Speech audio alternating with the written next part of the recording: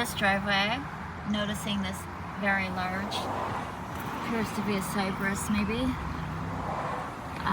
Coming in from this direction, doesn't appear to have any burials. There's more property behind this fence, you can see. Looks like they've got some liners back there. They've got a privacy fence up, which I appreciate. You know, to just not see the maintenance side of everything, and you know, it protects their tools and equipment and that kind of thing. They also have a privacy fence along the highway. So this area has obviously fresh graves and a lot of fresh flowers, which is probably indicative of this is the newest section. There's several flags out here. Those are usually, I mean, sometimes they mark where the next burial will be, but it also marks where they need to place a headstone, or possibly where their engraver is going to come and engrave a final date.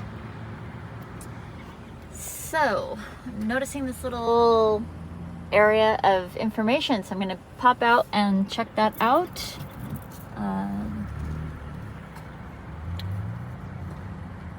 Let's see. I'm going to pull over to the edge here. Okay. I can see the highway down there. Of course, nobody drives by when I tell you that. See where the cars are going by. So, I'm noticing this little interesting area here. This says no artificial flowers between February 1st and November 15th. Flowers will be removed weekly during mowing season. Excessive decorations, wires, toys, photos, candles, etc. are not allowed. And then they've got this little, reminds me of composting bins. There are some vases that you can stick in the ground. They have, you know, pokey things that go just right in the ground. And it looks like somebody tossed their dog droppings, which is not nice. Okay, and then they have this little information center. For burial location, refer to website or QR code listed below. I'm not seeing any QR code. Oh, this QR code. Okay. St. James Cemetery burials. Oh, interesting. So, this is St. James Cemetery. St. James Cemetery alphabetical burial listing. Oh my goodness. They're trying, right? They're trying. So this is all laminated, and it has a section and first, middle, last, first, and middle name. It has a row and lot number and grave number so that you can reference it. I'm not going to take a lot of time because it is raining, but it looks like you'd reference like the row number to the grave number so that you can find your loved one. This says decorations removed every Thursday morning during mowing season, February 15th through November 15th. Okay, so that says February 15th, that says February 1st. Okay. So, I was thinking that this cemetery was an annex of the cemetery across the street, which that is the Evergreen Memorial Cemetery, and this appears to be the St. James Cemetery, and they've got a nice paved road, whereas the Evergreen Memorial does not. It has a it's like gravel that has asphalt mixed in it. I don't remember what that's called. That says row numbers in big giant letters. I don't know what it tells me row numbers. Oh, I see. So at the end of this row, it says 19.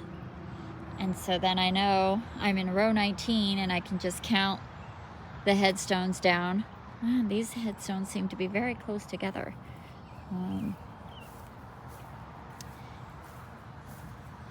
again, there's a row 59, which doesn't really make sense because 2 rows over was 19. So good to know all cemeteries have very squirrely row numbers.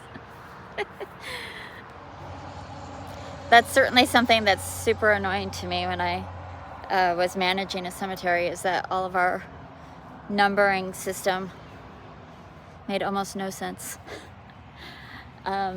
Mostly because different sections were put in at different times and different people were managing it, and they had their own systems. Instead of just carrying on with one system, everybody decided to have their own systems.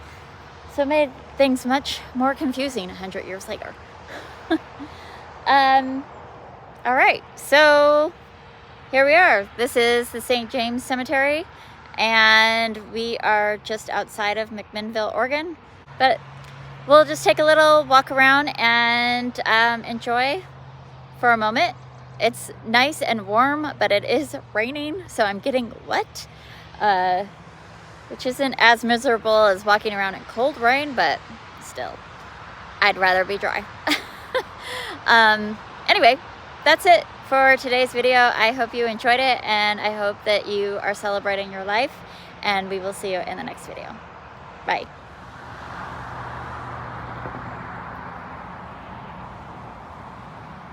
We have the LeBolds here, died in 1901 and 1890. Gertrude and friends. Frank Brown in 1891. That is a very intense statuary. And then we have people from the 2000s and late 80s, 1980s.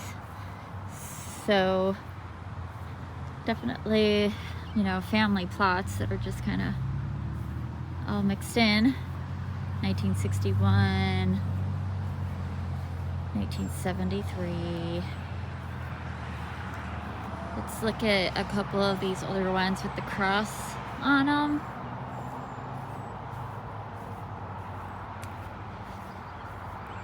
You can see this one got all heaved. This is really interesting. It's got the dove, it's got the prayer hands, it's got the cross.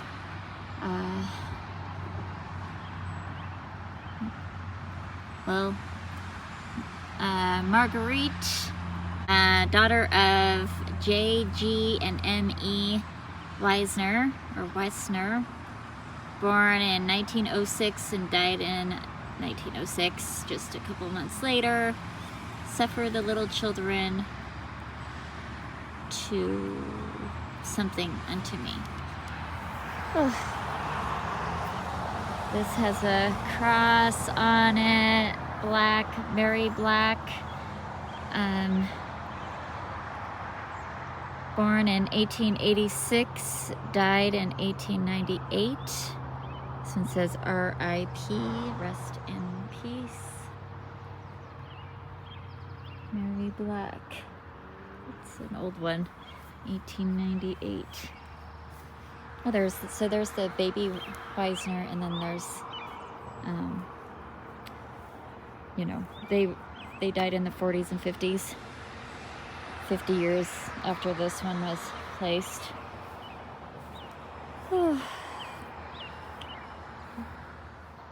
I don't know why, but sometimes, even though when I come to these cemeteries, these old cemeteries, I'm fully prepared to see baby memorials.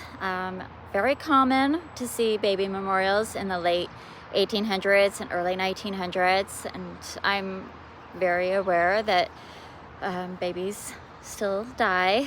For some reason, sometimes those memorials just really hit me hard.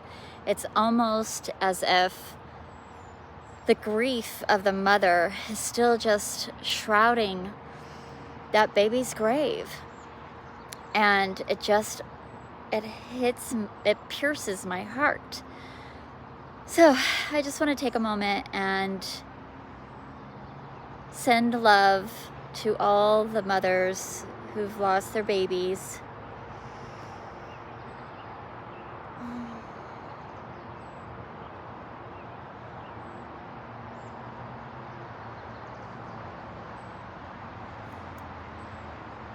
My heart goes out to all of you.